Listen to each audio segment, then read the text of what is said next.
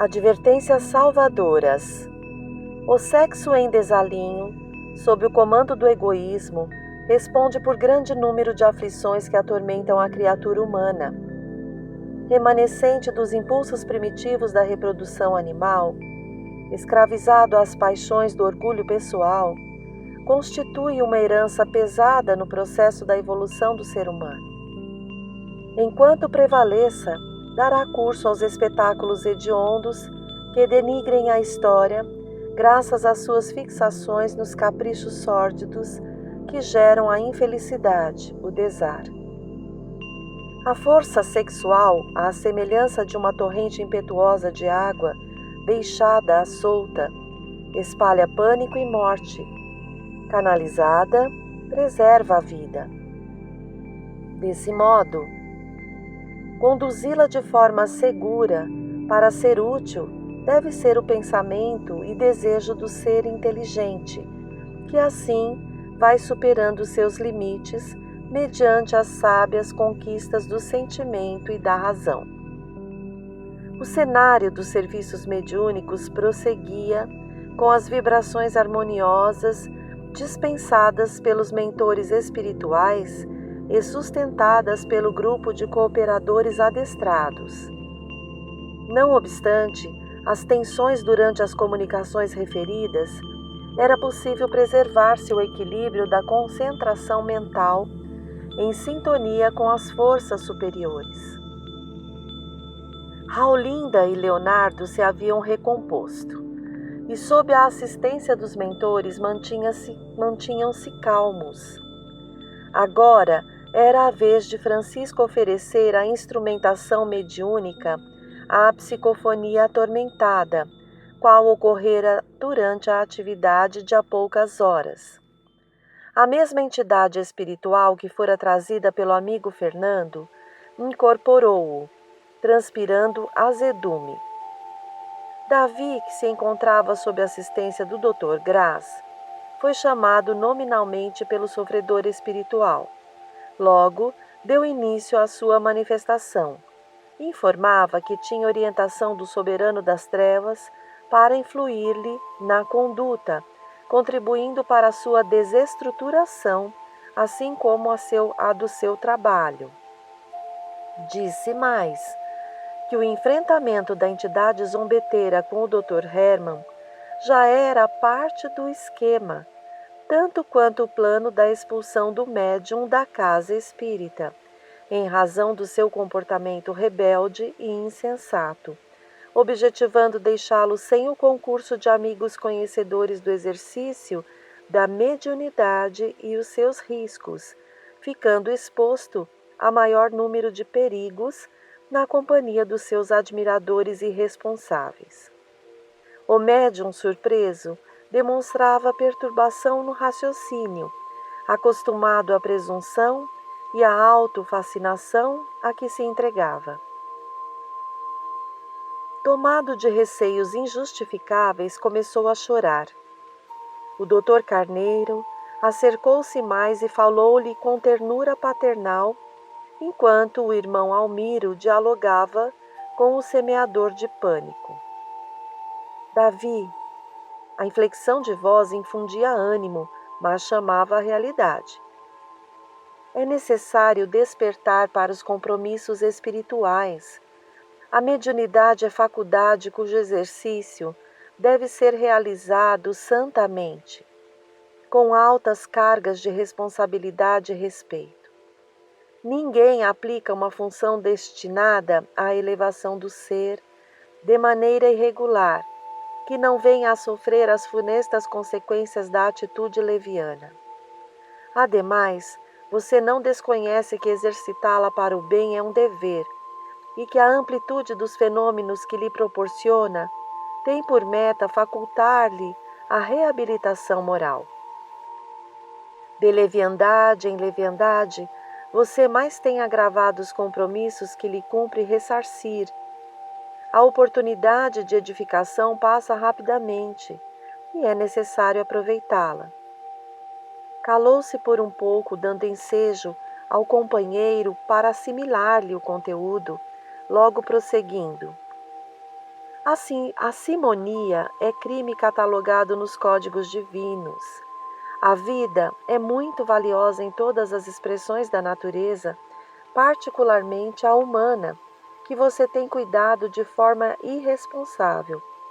Você é saudável, conseguiu uma profissão invejável, tem um lar rico de bênçãos. Por que negocia com a faculdade mediúnica, cujos recursos lhe são concedidos gratuitamente?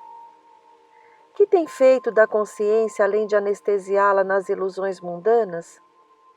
Você assumiu graves obrigações com a vida no que tange à caridade, que deve esparzir com as mãos cheias de amor. Não pense que o apoio cirúrgico do Dr. Hermann nos atos negociados significa anuência ao erro. Ele assim procede em respeito aos enfermos, ludibriados pelos métodos ignóbeis que você estabeleceu para chegarem até ele. Dando vazão ao seu mau procedimento, quanto ganha o autor das atividades socorristas, sem cujo concurso você nada pode? Como se permite um comportamento execrando de tal porte que leva a outros extremos morais, desrespeitando o lar, as concessões da saúde e a conduta mediúnica?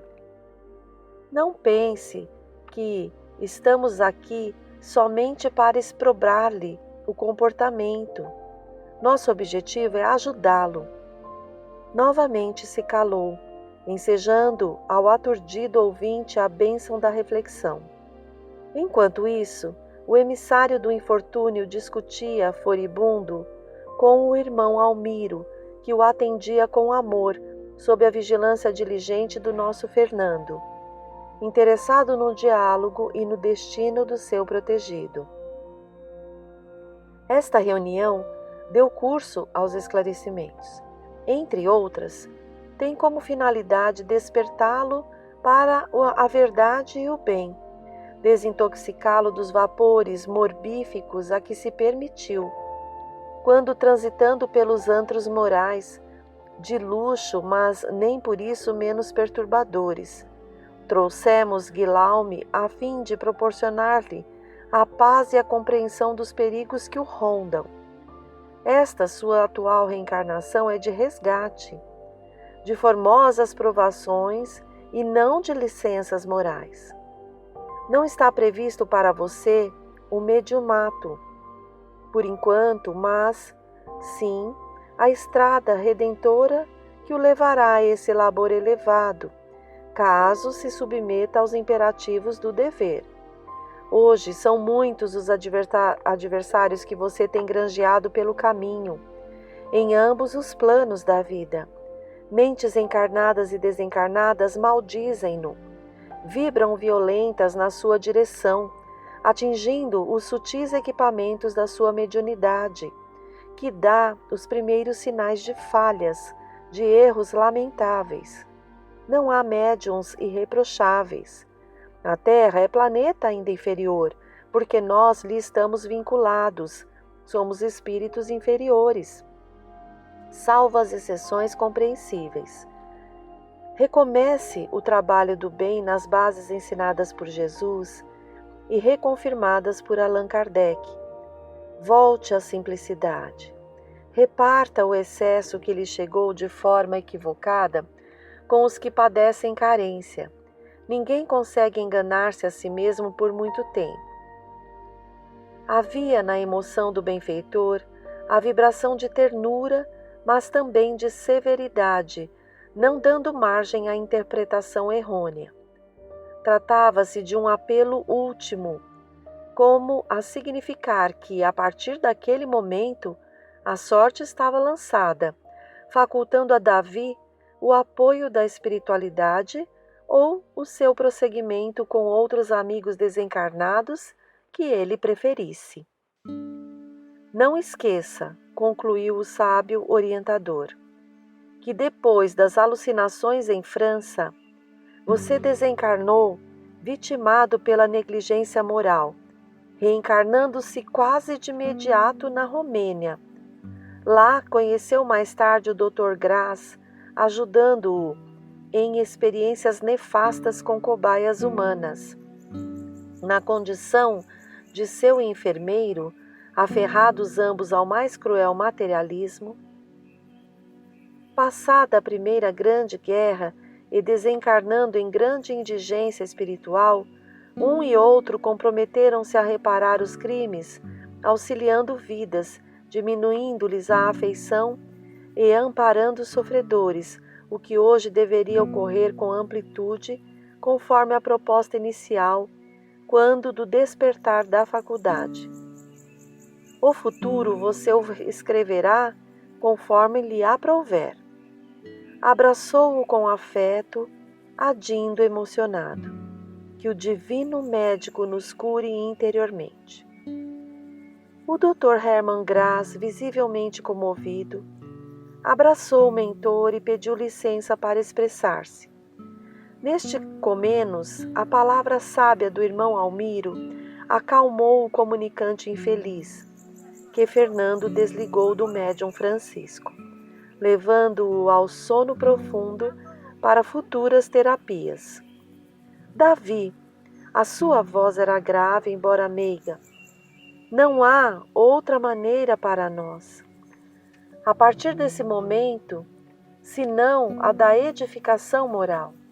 Aliás, nunca houve outra antes. Nós a tomamos com as mãos incapazes e lhe alteramos o rumo do passado. E os efeitos danosos ainda remanescem em nosso mundo íntimo. Estamos vinculados pelas ações negativas, e o pranto, a dor, o desespero de muitas vidas que amarguramos, limitamos e ceifamos, permanecem clamando pela reparação. Jesus Cristo nos convidou à retificação dos nossos delitos, a mim, pela condição de verdugo do próximo, e a você, pela de comparsa igualmente cruel. Eu prossigo médico, utilizando-me dos seus órgãos físicos e manipulando-os, tendo-o como auxiliar, que me deve ser maleável, acessível. Começamos bem, com entusiasmo, atendendo aos infelizes, mais desventurados, porque além das dores que os dilaceravam, padeciam da injunção rude da miséria econômica. Recebíamos os seus sorrisos ingênuos e agradecidos, suas vibrações de amor e suas preces intercessórias por nós, ensejando-nos o equilíbrio e a saúde da alma. Como éramos felizes então! A emoção embargou-lhe a voz. Conhecido pela forma rude com que tratava a clientela, pelos gestos bruscos e reações inesperadas, o Dr. Hermann agora se desnudava. Certamente sua habitual maneira de apresentar-se era um mecanismo de autodefesa, um cuidado para não revelar-se. Mesmo em nossos círculos espirituais, onde era respeitado, alguns de nós o tínhamos como um companheiro áspero, desidentificado dos sentimentos fraternos e do Evangelho. Era visto agora na grandeza das suas expressões, lutando para conduzir com amor o amigo invigilante, enquanto argumentava com a lógica da razão e a vibração do afeto. Mantendo o controle, prosseguiu. Perdemos o rumo. Você e eu nos desviamos da senda. Vi-o tombar e prossegui a seu lado. Acompanhei as suas alucinações e insisti, agindo por seu intermédio, como se nada houvesse acontecido. Tal o meu desejo de servir, necessitando da sua instrumentalidade. Adverti-o e continuei. Silenciei observações por sabê-lo um adulto lúcido, que deve ser consciente do que faz. Há pouco tentei retirá-lo quase à força do ambiente sórdido, para onde correu após o nosso labor, buscando afogar-se no lodo das paixões vis. apiando-me de nós ambos, porém, muito mais de você.